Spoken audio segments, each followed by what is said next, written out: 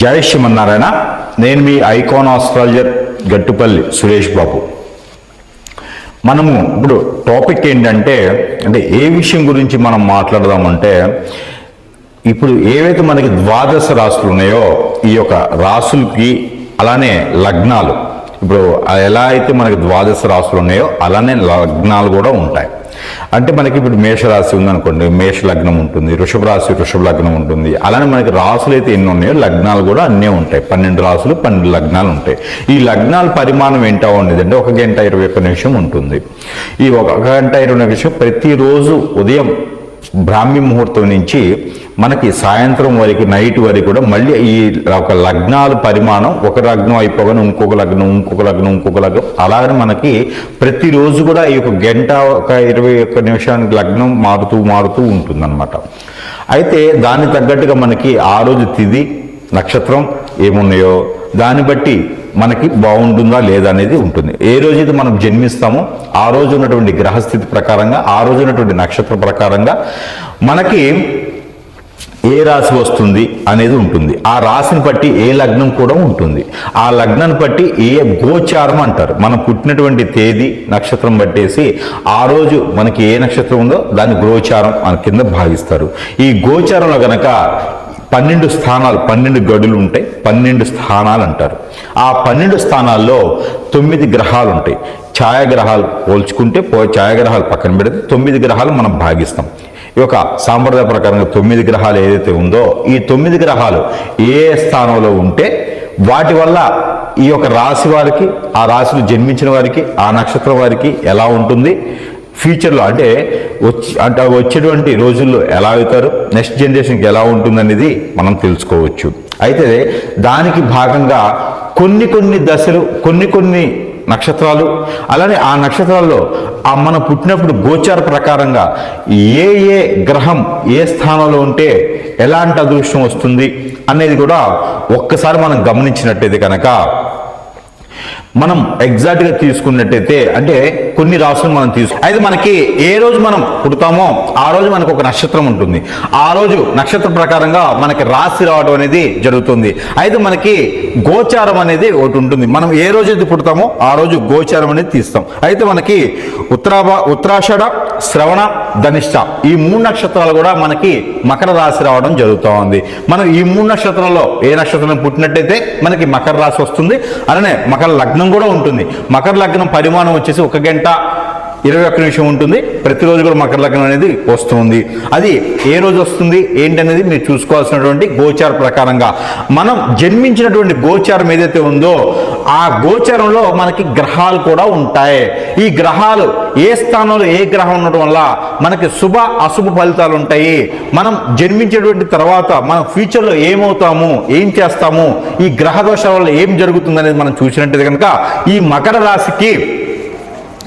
మకర రాశిలో పుట్టినటువంటి వాళ్ళకి, స్త్రీ పురుషులు ఇద్దరికి కూడాను వీళ్ళకి శని భగవాన్ యొక్క అశుభ దృష్టి ఎక్కువ కనిపిస్తూ ఉంటుంది. అలానే బుధ భగవాన్ యొక్క అశుభ దృష్టి ఎక్కువ కనిపిస్తూ ఉంటుంది.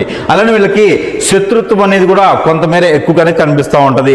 అలానే మనకి మాటల ద్వారా గొడవలు అవడం కూడా ఎక్కువ మేర చూస్తూ ఉంటాము. అలానే వీళ్ళకి ఎక్కడ కనపడకుండా సైన్సిస్ట్ గానో, మెడికల్ సంబంధించిన కోడింగ్ గానో, ఏదైనా సాఫ్ట్వేర్ జాబ్లో కూల్గా ఉండేటువంటి జాబ్స్, గవర్నమెంట్ ఎంప్లాయీస్ గానో ఎక్కువగా కనిపిస్తూ ఉంటారు మకర రాశి వారు. అందుకంటే చంద్ర భగవాన్ యొక్క శుభ దృష్టి ఉండడం వల్ల అలాంటి జాబ్స్ వీళ్ళకి రావడం జరుగుతూ ఉండిద్ది. అయితే మనకి ఈ యొక్క సూర్య భగవానుడు సొంత ఇంట్లో ఉన్నప్పటికీ మంచి కలిసి వస్తుంది. అలానే సూర్య భగవానుడు 4, 6, 8 స్థానంలో ఉన్నటువంటి వీళ్ళకి ఇంట్లో పెద్దవాళ్ళకి ఏదన్నా అనారోగ్య సమస్య రావడం, ఇంట్లో పెద్దవాళ్ళు లేకుండా ఉండడం వీళ్ళ వల్ల అని కాదు, అలా గోచార ప్రకారంగా కనబడుతుంది. దానికి తగ్గట్టుగా వీళ్ళు ఏదైనా పరిహారం చేసుకున్నట్టు కనుక ఖచ్చితంగా ఆ ఒక పరిహార నిమిత్తంగా ఈ యొక్క ఏదైతే అశుభ దృష్టి ఉందో శుభ దృష్టిగా మలుచుకునే దానికి ఆస్కారం ఉంది. అందుకే మనం పుట్టినప్పుడు కనుక ఏదైతే నక్షత్రంలో ఏదైతే రాశిలో పుడతామో అక్కడ గ్రహాలు ఏమైనా అనుకూలంగా లేకపోతే గనక ఖచ్చితంగా అక్కడ శాంతి హోమం, శాంతి పూజ అని చేస్తారు. అందుకోసమే ఆ చేయించుకున్నట్టయితే గనక ఈ గ్రహాల నుంచి వచ్చేటువంటి దోషాలు అన్నీ కూడా తొలగిపోయేసి అదృష్టం బాగుంటుంది. అయితే మనకి ఏదైతే ఈ స్థానాల్లో ఎప్పుడు మనకి 6, 4, 9 స్థానాల్లో కనుక రవి భగవానుడు, అలానే మనకి సొంత స్థానంలో, అలానే 2వ స్థానంలో, 6వ స్థానంలో, 9వ స్థానంలో శని భగవానుడు, అలానే మనకి బుధ భగవానుడు స్వస్థానంలో, 6వ స్థానంలో, 12వ స్థానంలో బుధ భగవానుడు, ఇలాంటి గ్రహస్థితి ఉంటే కనుక కుజుడు, గురువు కానీ సొంత ఇంట్లో ఉంటే అదృష్టం కలిసి వస్తుంది.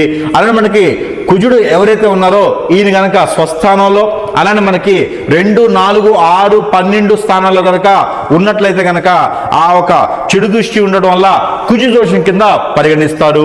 అయితే మనకి ఈ స్థానాలు అన్నిటి కనుక చూసుకుంటే కనుక వీటి మీద 6వ స్థానంలో గురువు ఉన్నట్లయితే మనకి ఆ కుజు దోషం అనేది భరించదు, అంతగా పెద్దగా పరిమాణంలో ఉండదు. కాబట్టి ఆ ఒక 4వ స్థానంలో కుజుడు ఉన్న, 6వ స్థానంలో కుజుడు ఉన్నప్పటికీ కూడా అదే 6వ స్థానంలో గురువు ఉన్నట్లయితే కనుక ఆ ఒక కుజు దోషం లేదు అనే అర్థం ఈ యొక్క మకర రాశి వారికి మాత్రమే.